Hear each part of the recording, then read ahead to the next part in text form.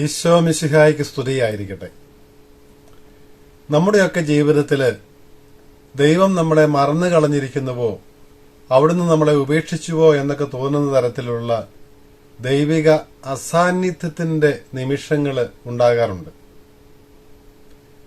അതുപോലെ ഉള്ള ഒരു നിമിഷം, ഒരു സമയം ശിഷ്യന്മാരുടെ ജീവിതത്തിൽ ഉണ്ടാകാൻ പോകുന്നു എന്ന് ഈശോയുടെ സഹന മരണോത്ഥാനങ്ങൾക്ക് മുൻപ് വളരെ വ്യക്തമായ ഭാഷയിൽ ശിഷ്യന്മാരെ ഈശോ ഓർമ്മിപ്പിക്കുന്നതാണ് യോഹന്നാൻ അറിയിച്ച സുവിശേഷം 16-ാം അധ്യായത്തില് 16 മുതലുള്ള വാക്യങ്ങളിൽ ഇന്ന് നമ്മൾ വായിക്കുന്നത്. ഈശോ പറഞ്ഞു, അല്പസമയം കൂടി കഴിഞ്ഞാൽ നിങ്ങൾ എന്നെ കാണുകയില്ല. വീണ്ടും അല്പസമയം കഴിഞ്ഞാൽ നിങ്ങൾ എന്നെ കാണും. ഞാൻ എന്റെ പിതാവിന്റെ പക്കലേക്ക് പോവുകയാണ്. അല്പസമയം കഴിഞ്ഞാൽ നിങ്ങൾ എന്നെ കാണുകയില്ല. അപ്പോൾ നിങ്ങൾ എന്നെ കാണുകയില്ലാത്ത അല്പസമയം ഇതാ ഉണ്ടാകുവാൻ പോകുന്നു. ഈശോ ഉദ്ദേശിച്ചത് അവിടുത്തെ സഹനത്തിന്റെ, മരണത്തിന്റെ നിമിഷങ്ങളാണ് എന്നുള്ളത് തുടർന്നു വരുന്ന വാചകങ്ങളിൽ നിന്ന് വ്യക്തമാണ്. ഈശോ ബന്ധിതനാവുകയും മരണത്തിന് വിധിക്കപ്പെടുകയും ക്രൂശിക്കപ്പെടുകയും എല്ലാം ചെയ്യുന്ന ആ നിമിഷങ്ങളിൽ, തുടർന്ന് അവിടുന്ന് മരണം വരിച്ച് സംസ്കരിക്കപ്പെടുന്ന ആ നാളുകളില്, ആ നിമിഷങ്ങളില് ശിഷ്യന്മാർ ഈശോയെ കാണുകയില്ല. അതൊരല്പസമയത്തേക്കേ ഉള്ളൂ. വീണ്ടും അല്പസമയം കഴിയുമ്പോൾ നിങ്ങൾ എന്നെ കാണുമെന്ന് ഈശോ പറയുന്നത് അവിടുത്തെ ഉത്ഥാനത്തെ സൂചിപ്പിച്ചുകൊണ്ടാണ് എന്നുള്ളതും നമുക്കറിയാം. ഇത് എല്ലാ മനുഷ്യരുടെയും ജീവിതത്തിലെ സർവ്വസാധാരണമായ അനുഭവമാണ് എന്ന് വ്യക്തമാക്കുന്നതാണ് യഥാർത്ഥത്തില് പഴയ നിയമത്തിലെ ആദ്യത്തെ വായന. യേശയ്യാ നബിയുടെ പുസ്തകം 49-ാം അധ്യായത്തില് ബാബിലോണിൽ വിപ്രവാസത്തിൽ കഴിയുന്ന ജനത്തിനും ഇതുപോലെ തന്നെയുള്ള ഒരു അനുഭവമാണ് ഉണ്ടാകുന്നത്. അവർ പറയുന്നുണ്ട്, ദൈവം ഞങ്ങളെ മറന്നു കളഞ്ഞിരിക്കുന്നു, കർത്താവ് ഞങ്ങളെ ഉപേക്ഷിച്ചു കളഞ്ഞിരിക്കുന്നു എന്ന് ഇസ്രായേൽ ജനം ബാബിലോണിൽ വിലപിക്കുന്നത് നമ്മൾ കേൾക്കുന്നുണ്ട്. അപ്പോൾ കർത്താവ് അവരോട് ചോദിക്കുന്ന ഒരു ചോദ്യമുണ്ട്. മുല കുടിക്കുന്ന കുഞ്ഞിനെ അമ്മയ്ക്ക് മറക്കാനാകുമോ? പെറ്റമ്മ തന്റെ പുത്രനെ വിസ്മരിക്കുമോ? നീ അങ്ങനെ സംഭവിച്ചാൽ പോലും ഞാൻ ഒരിക്കലും നിന്നെ മറക്കുകയില്ല എന്ന് ദൈവമായ കർത്താവ് ഇസ്രായേലിനോട് അന്ന് നിവ്യായിലൂടെ പറഞ്ഞത് യേശയ്യാ രേഖപ്പെടുത്തുന്നുണ്ട്. കർത്താവ് പറയുകയാണ്, ഞാൻ എന്റെ ഉള്ളം കയ്യിൽ നിന്നെ രേഖപ്പെടുത്തിയിരിക്കുന്നുവെന്ന്. എത്രമാത്രം ശ്രദ്ധയോടുകൂടിയാണ് നാം ഓരോരുത്തരെയും ദൈവം പരിപാലിക്കുന്നത്, സ്നേഹിക്കുന്നത് എന്ന് വ്യക്തമാക്കുന്നതാണ് യേശയ്യാ നബിയുടെ പുസ്തകം 49-ാം അധ്യായത്തിലെ ഈ 15-ാം വാക്യം. കർത്താവ് നമ്മെ ഓരോരുത്തരെയും തന്റെ ഉള്ളം കയ്യിൽ രേഖപ്പെടുത്തിയിരിക്കുകയാണ്, നമ്മളെ ഉള്ളം കയ്യിൽ താങ്ങുകയാണ്. അപ്പോൾ ഒരിക്കലും അവിടുന്ന് നമ്മെ വിസ്മരിക്കുകയില്ല, ഉപേക്ഷിക്കുകയില്ല എന്നുള്ളതിന്റെ ഉറപ്പാണ് പ്രവാചകനിലൂടെ ദൈവം അന്ന് ഇസ്രായേൽ ജനത്തിന് നൽകിയത്. അത് യഥാർത്ഥത്തില് ഈശോയിൽ നിറവേറാനിരുന്ന ആ രക്ഷാകരമായ രഹസ്യങ്ങളുടെ മുൻസൂചനയായിരുന്നു എന്ന് നമുക്കറിയാം. അതുകൊണ്ടാണ് ഈശോ പറയുന്നത്, അല്പസമയത്തേക്ക് നിങ്ങൾ എന്നെ കാണുകയില്ല, വീണ്ടും അല്പസമയം കഴിയുമ്പോൾ നിങ്ങൾ എന്നെ കാണും. എന്നെ കാണുമ്പോൾ ആ സന്തോഷം അത് നിങ്ങൾക്ക് പൂർണ്ണമാകും. നിങ്ങളിപ്പോൾ കരയുകയാണ്, ലോകം സന്തോഷിക്കുന്നു. കാരണം ഈശോയുടെ ശത്രുക്കള് അവിടുത്തെ ബന്ധിക്കുകയും മരണത്തിന് വിധിക്കുകയും ചെയ്യുമ്പോൾ, മരണവിധേയനാക്കുകയും ചെയ്യുമ്പോൾ ആനന്ദിക്കുന്നതും ആഹ്ലാദിക്കുന്നതുമെല്ലാം നമ്മൾ കാണുന്നുണ്ട്. അപ്പോൾ ഈ ലോകം സന്തോഷിക്കും, പക്ഷേ നിങ്ങളുടെ ദുഃഖം സന്തോഷമായി മാറുമെന്ന് ഈശോ പറയുന്നു. ഞാൻ വീണ്ടും നിങ്ങളെ കാണും, അപ്പോൾ നിങ്ങളുടെ സന്തോഷം പൂർണ്ണമാവും. അപ്പോൾ ഈ പൂർണ്ണമായ സന്തോഷം ദൈവത്തെ കാണുന്നതിൽ, ഉദ്ധിതനായ മിശിഹായെ കാണുന്നതിലൂടെയാണ് മനുഷ്യന്റെ ആത്യന്തികമായ ആനന്ദം എന്ന് സൂചിപ്പിക്കുക കൂടിയാണ് ഈശോ. അപ്പോൾ അവിടെയാണ് ഈ താൽക്കാലികമായിട്ടുള്ള ദൈവത്തിന്റെ അസാന്നിധ്യം നമുക്ക് അനുഭവപ്പെട്ടാലും അത് അവസാനമല്ല, അത് നിത്യമല്ല, ശാശ്വതമായിട്ടുള്ളത് അതിനുശേഷം വരാൻ പോകുന്ന സ്വർഗീയ സന്തോഷമാണ്, ദൈവത്തോടൊത്തുള്ള, ദൈവത്തെ നേരിട്ട് കാണുന്ന, മുഖാഭിമുഖം കാണുന്ന അനുഭവമാണ് എന്ന് ഈശോ വ്യക്തമാക്കുന്നതാണ് നമ്മൾ ഈ ഭാഗത്ത്, സുവിശേഷ ഭാഗത്ത് കാണുന്നത്.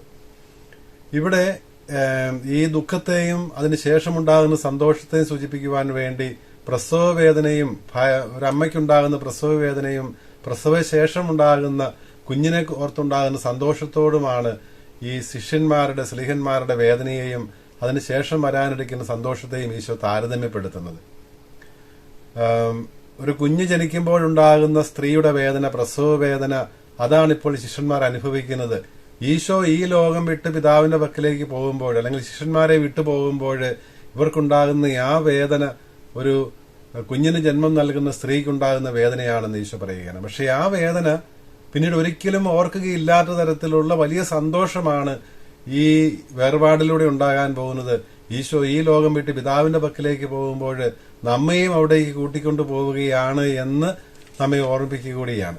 അതാണല്ലോ എഫേസുസുകാർക്ക് എഴുതുന്ന ലേഖനത്തില് 2-ാം അധ്യായം 6-ാം വാക്യത്തില് പൗലോസ്ലീഹ പറയുന്നില്ലേ എഫേസുസിലെ സഭയോട്, ഈശോ മിശിഹായോടെ അവിടുന്ന് നമ്മെ ഉയർപ്പിച്ച് സ്വർഗത്തിൽ അവനോടുകൂടി ഇരുത്തുകയും ചെയ്തു. പാപത്തില് അപരാധത്തിൽ കഴിഞ്ഞിരുന്ന നമ്മെ അവിടുന്ന് രക്ഷിച്ച്, തന്റെ കരുണാസമ്പന്നനായ ദൈവം തന്റെ കൃപാതിരേകത്താൽ നമ്മെ രക്ഷിച്ച് മിശിഹായോട് ഒന്നാക്കി ചേർത്ത് അവിടുന്ന് എന്താണ് ചെയ്തിരിക്കുന്നത്? പിതാവിന്റെ വലതുഭാഗത്തേക്ക്, അവിടുന്ന് ഇപ്പോൾ എവിടെയായിരിക്കുന്നുവോ ആ സന്നിധിയിലേക്ക്, ദൈവസന്നിധിയിലേക്ക് നമ്മെ കൂട്ടിക്കൊണ്ടുപോവുകയും നമ്മയും ഒപ്പം ഇരുത്തുകയും ചെയ്തിരിക്കുന്നുവെന്നാണ് സ്ലീഹ എഫേസുസിലെ സഭാംഗങ്ങളോട് പറയുന്നത്.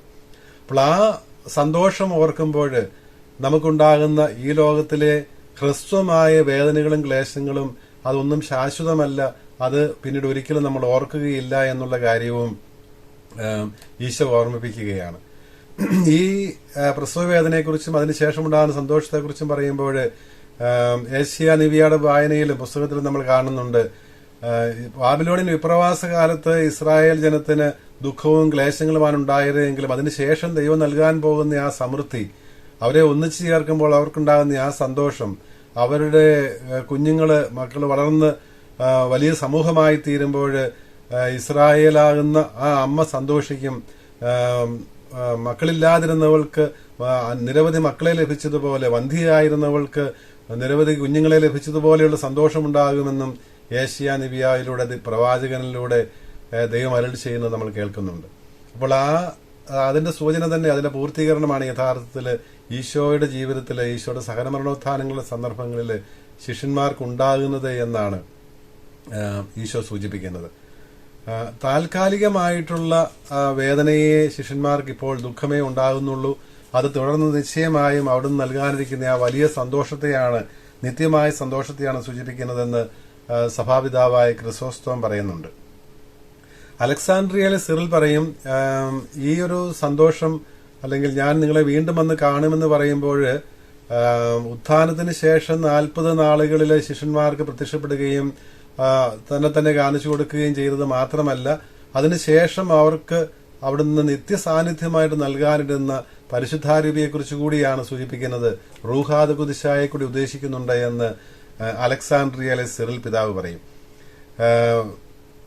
വെനറബിൾ ബീഡിന്റെ അഭിപ്രായത്തില് ഇന്ന് നമ്മളും ജീവിക്കുന്നത് ഇത് തന്നെ, ഇതിന് സമാനമായ ഒരു അവസ്ഥയിലൂടെയാണ് നമ്മളും കടന്നു പോകുന്നത്.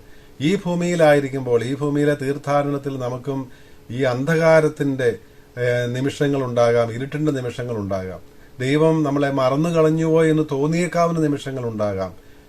പക്ഷേ എങ്കിലും അത് നമ്മൾ ഈ സഹനത്തിലൂടെ നമ്മൾ കടന്നു പോകുമ്പോൾ ജീവനിലേക്ക് കടക്കുകയാണ്, പുതിയ ജീവനിലേക്ക് കടക്കുകയാണ്. അതുകൊണ്ടാണ് രക്തസാക്ഷികള് അവരുടെ വേദനയില്, അവരുടെ ദുഃഖത്തില് മാനുഷികമായി ചിന്തിക്കുമ്പോൾ ദൈവം കൈവിട്ടോ എന്ന് ഈശോ കുരിശിൽ കടന്നുകൊണ്ട് ചോദിച്ചതുപോലെ തന്നെ, ദൈവമേ എന്റെ ദൈവമേ എന്റെ ദൈവമേ എന്തുകൊണ്ട് നീ ഉപേക്ഷിച്ചു എന്ന് ചോദിച്ചതുപോലെ അവിടെ ആ ഒരു നിരാശയുടെ നിന്ന് തോന്നിയേക്കാവുന്ന പ്രകടനമുണ്ടായാലും വീണ്ടും അത് പ്രത്യാശയിലാണല്ലോ ആ സങ്കീർത്തനം അവസാനിക്കുന്നത്.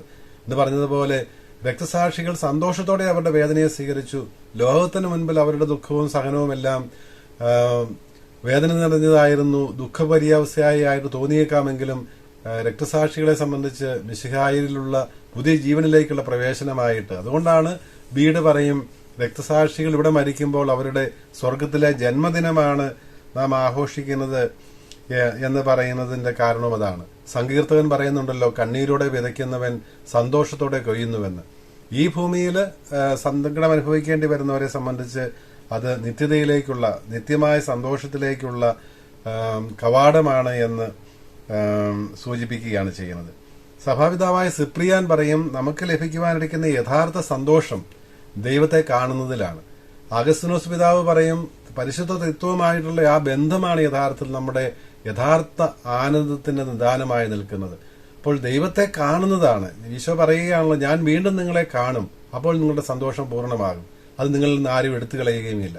അപ്പോൾ ഈശോയെ കാണുന്നത്, ഉദ്ധിതനായ മിശിഹായെ കാണുന്നത്, ദൈവത്തെ നേരിട്ട് കാണുന്നത്, അതാണ് മനുഷ്യന് ഏറ്റവും ആത്യന്തികമായിട്ട് സന്തോഷവും ആനന്ദവും പ്രദാനം ചെയ്യുന്ന കാര്യമെന്ന് അവിടുന്ന് പറയുകയാണ്. അതുകൊണ്ടാണ് തുടർന്ന് വരുന്ന അവസാന വാചകങ്ങളിൽ 16-ാം അധ്യായം 23-24 വാക്യങ്ങളിൽ ഈശോ പ്രാർത്ഥിക്കുവാൻ പറയുമ്പോൾ, നിങ്ങൾ എന്റെ നാമത്തിൽ ചോദിക്കുന്നത് പിതാവ് നിങ്ങൾക്ക് തരും, അങ്ങനെ നിങ്ങളുടെ സന്തോഷം പൂർണ്ണമാവുകയും ചെയ്യും. അപ്പോൾ സന്തോഷം പൂർണ്ണമാകുന്നതിന് സഹായിക്കുന്ന തരത്തിലുള്ളതാകണം നിങ്ങളുടെ പ്രാർത്ഥനയെന്നാണ് ഈശോ സൂചിപ്പിക്കുന്നത്. എന്താണ് നമ്മുടെ വലിയ സന്തോഷം? ദൈവത്തെ കാണുക എന്നുള്ളതാണ്. അപ്പോൾ ആ ലക്ഷ്യത്തോടുകൂടിയാണ് നമ്മൾ പ്രാർത്ഥിക്കുന്നത്. ഈശോയുടെ നാമത്തിൽ ചോദിക്കുക എന്ന് പറഞ്ഞാൽ ഈശോയുടെ മനോഭാവത്തോടെയും ഈശോ പ്രാർത്ഥിച്ചതുപോലെയും പ്രാർത്ഥിക്കുക എന്നുകൂടിയാണ്. ഈശോയുടെ നാമത്തിൽ ചോദിക്കുക. ഈശോയിൽ വിശ്വസിക്കുന്നവരെ സംബന്ധിച്ച് ഈശോ പ്രാർത്ഥിച്ചതുപോലെയേ പ്രാർത്ഥിക്കാൻ സാധിക്കുകയുള്ളൂ. അപ്പോൾ ആ ഒരു പ്രാർത്ഥനാ മനോഭാവമാണ് നമുക്കുണ്ടാകേണ്ടത്. പിതാവിന്റെ ഹിതത്തോട് ചേർന്ന് പോകുന്ന, പിതാവിന്റെ ഹിതത്തിന് പൂർണ്ണമായി വിട്ടുകൊടുക്കുന്ന, എന്റെ ഇഷ്ടമല്ല നിന്റെ ഇഷ്ടം നിറവേറട്ടെ എന്ന് പിതാവിനോട് പറയുവാൻ സാധിക്കുന്ന ആ ഒരു പുത്രബന്ധത്തിൽ വേണം നമ്മൾ പ്രാർത്ഥിക്കുവാൻ. അപ്പോൾ എന്റെ നാമത്തിൽ ചോദിക്കുന്നത് പിതാവ് നിങ്ങൾക്ക് ചെയ്തു തരുമെന്ന് പറയുമ്പോൾ ആ സന്തോഷം പൂർണ്ണമാകുന്ന തരത്തില് ദൈവിക സഹവാസത്തില് ദൈവത്തെ നേരിട്ട് കാണുന്നതിലേക്ക് എത്തി നിൽക്കുന്ന ആ വലിയ സന്തോഷം നമുക്ക് ലഭിക്കുന്നതാകണം നമ്മുടെ പ്രാർത്ഥനയെന്നും ഈശോ അവിടെ സൂചിപ്പിക്കും. ഇതുവരെ നിങ്ങൾ ഒന്നും ചോദിച്ചിട്ടില്ല, ചോദിക്കുവാൻ നിങ്ങൾക്ക് ലഭിക്കുമെന്ന് ഈശോ പറയുന്നുണ്ട്. ഈശോയുടെ നാമത്തിന്റെ ശക്തി, രക്ഷകനായ നമുക്ക് വേണ്ടി ആകാശത്തിന് കീഴിൽ വേറൊരു നാമവും നൽകപ്പെട്ടിട്ടില്ല. ലോകത്തിൽ മനുഷ്യർക്ക് രക്ഷയ്ക്ക് വേറൊരു നാമമില്ല ഈശോയുടെ നാമമില്ലാതെ, ദൈവപുത്രനായ ഈശോയുടെ നാമമില്ലാതെ. അപ്പോൾ അവിടുത്തെ നാമത്തിൽ ചോദിക്കുന്ന നിശ്ചയമായും അവിടെ നിന്ന് നമുക്ക് നൽകും എന്ന് തന്നെയാണ് ഈശോ ഉറപ്പ് തരുന്നത്. അപ്പസ്തോല പ്രവർത്തനങ്ങളിൽ നമ്മൾ വായിക്കുന്നുണ്ട്, സമറിയായിലെ ഫിലിപ്പോസിന്റെ പ്രഘോഷണ ഫലമായിട്ട് അവർ വിശ്വാസം സ്വീകരിച്ചു കഴിയുമ്പോൾ സ്ലീഹന്മാർ അവിടെ എത്തി അവരുടെ മേൽ കൈവയ്ക്കുകയും പ്രാർത്ഥിക്കുമ്പോൾ അവർ റൂഹാദ് ഖുദ്ദൂസായെ സ്വീകരിക്കുകയും ചെയ്യുന്നത്. അപ്പോൾ ഞാൻ വീണ്ടും വരും നിങ്ങളെ കാണുമെന്ന് പറയുന്നത് ആ ഒരു റൂഹായിലൂടെയുള്ള സാന്നിധ്യത്തെ കൂടിയാണ് സൂചിപ്പിക്കുന്നത് എന്ന് അവിടെ വ്യക്തമാവുന്നുണ്ട്. അപ്പോൾ ശിമയോൻ സ്ലീഹന്മാരുടെ കൈവയ്പ് വഴി റൂഹ നൽകപ്പെടുന്നത് കണ്ടപ്പോൾ പണം കൊടുത്തുകൊണ്ട് ആ അധികാരം തനിക്കും കിട്ടുവാനായിട്ട് യാചിക്കുന്നതും സ്ലീഹന്മാര് അദ്ദേഹത്തെ ഫൽസിക്കുന്നതുമെല്ലാം നമ്മൾ കാണുന്നുണ്ടല്ലോ. അങ്ങനെ ദൈവത്തിന്റെ ദാനം പണം കൊടുത്തു വാങ്ങാമെന്ന് കരുതുന്ന നീയും നിന്റെ പണവും നശിച്ചു പോകട്ടെന്ന് പറയുന്നതും നമ്മൾ കേൾക്കുന്നുണ്ട്. അപ്പോൾ ദൈവത്തിന്റെ ദാനം അത് കൃപാദാനമാണ്. ദൈവം കാരുണ്യപൂർവ്വം കരുണാസമ്പന്നനായ ദൈവം നമുക്ക് നൽകുന്ന ദാനമാണ് എന്നാണ് പൗലോസ് ശ്ലീഹ എഫേസുസിലെ സഭയ്ക്ക് എഴുതുമ്പോൾ പറയുന്നതുമല്ല. അപ്പോൾ ഇന്നത്തെ 4 വായനകളും നമ്മെ ഓർമ്മിപ്പിക്കുന്നത് നമ്മുടെ ഈ ലോക ജീവിതത്തില്, ഈ തീർത്ഥാടനത്തില് ദൈവം നമ്മളെ എത്രമാത്രം സ്നേഹിക്കുന്നുണ്ട്, പരിപാലിക്കുന്നുണ്ട് എന്നുള്ള കാര്യം നമ്മൾ വിസ്മരിക്കരുതെന്ന് ഓർപ്പിക്കുകയാണ് ആദ്യത്തെ വായന. നമ്മൾക്ക് നമ്മുടെ ജീവിതത്തിൽ ദൈവം നമ്മളെ മറന്നോ, നമ്മളെ വിസ്മരിച്ചിരിക്കുന്നുവോ എന്ന് തോന്നിയേക്കാവുന്ന നിമിഷങ്ങൾ ഉണ്ടായാലും, ആ അസാന്നിധ്യത്തിന്റെ നിമിഷങ്ങൾ തോന്നിയേക്കാമെങ്കിലും ദൈവം ഒരിക്കലും നമ്മെ കൈവിടുന്നില്ല. അവിടുത്തെ ഉള്ളം കയ്യിൽ നമ്മളെ സംരക്ഷിക്കുന്നു, രേഖപ്പെടുത്തിയിരിക്കുന്നു എന്നുള്ള കാര്യമാണ് പ്രഥമവും പ്രധാനവുമായി നമ്മെ ഓർമ്മിപ്പിക്കുന്നത്. അതുതന്നെയാണ് ഉദ്ധിതനായ മിശിഹായി നമുക്ക് വാഗ്ദാനം ചെയ്തത്. ഞാൻ വീണ്ടും നിങ്ങളെ കാണും, നിങ്ങളുടെ സന്തോഷം പൂർണ്ണമാകും. ഈശോ എന്നും, ഉദ്ധിതനായ ഈശോ നമ്മുടെ കൂടെ എന്നും ജീവിക്കുന്നുണ്ട്. അവിടുന്ന് ജീവിക്കുന്നത് തന്റെ റൂഹായിലൂടെയാണ്, റൂഹാദ് ഖുദ്ദൂസായിലൂടെയാണ്. ഈ നമുക്ക് നൽകപ്പെട്ടിരിക്കുന്ന മിശിഹായുടെ അരൂപി തന്നെയായ റൂഹാദ് ഖുദ്ദൂസായുടെ ആ ശക്തിയിൽ ജീവിക്കുമ്പോൾ, അരൂപിയാൽ നയിക്കപ്പെടുമ്പോൾ നമ്മൾ യഥാർത്ഥത്തിൽ ദൈവത്തിന്റെ മക്കൾ തന്നെയാകും. നമ്മുടെ വേദനകളും സഹനങ്ങളും ഒന്നും ശാശ്വതമല്ല, നിലനിൽക്കുന്നതല്ല, അത് അവസാനമല്ല, നിത്യമായ ആനന്ദത്തിലേക്കുള്ള ഒരു കവാടം മാത്രമാണ് എന്നുള്ള രീതിയിൽ നമ്മുടെ വേദനകളെയും സഹനങ്ങളെയും ഒക്കെ സ്വീകരിക്കാൻ സാധിക്കുമ്പോൾ അവയും രക്ഷാകരമായി തീരുമെന്നും ഇന്നത്തെ വായനകൾ നമ്മെ ഓർമ്മിപ്പിക്കുന്നു. ഈശോയുടെ നാമത്തില്, ഈശോയുടെ ഹിതത്തോട് ചേർന്നുകൊണ്ട് പിതാവായ ദൈവത്തിന് കീഴടങ്ങിക്കൊണ്ട് നമ്മുടെ ആവശ്യങ്ങൾ ദൈവസന്നിധിയിൽ ഉണർത്തിക്കുവാനും ആത്യന്തികമായ ആ ആനന്ദം ലക്ഷ്യം വെച്ചുകൊണ്ട് പ്രാർത്ഥിക്കുവാനുമുള്ള ആഹ്വാനവും ഇന്നത്തെ വായനകൾ നമുക്ക് നൽകുന്നുണ്ട്. അങ്ങനെ ദൈവ ദർശനത്തിനായിട്ട്, ഈശോ മിശിഹായെ നേരിട്ട് കാണുന്നതിനായിട്ട്, പരിശുദ്ധ ത്രിത്വത്തിന്റെ കൂട്ടായ്മയിൽ സഹവാസത്തിൽ എന്നും ജീവിക്കുന്നതിനായിട്ട് സഹായിക്കുന്ന രീതിയിൽ റൂഹാദ് ഖുദ്ദൂസായെ നമ്മളെ നയിക്കണമേ എന്ന് ഉദ്ധിതനായ മിശിഹായോട് നമുക്ക് പ്രാർത്ഥിക്കാം. ദൈവം നമ്മളെ അനുഗ്രഹിക്കട്ടെ.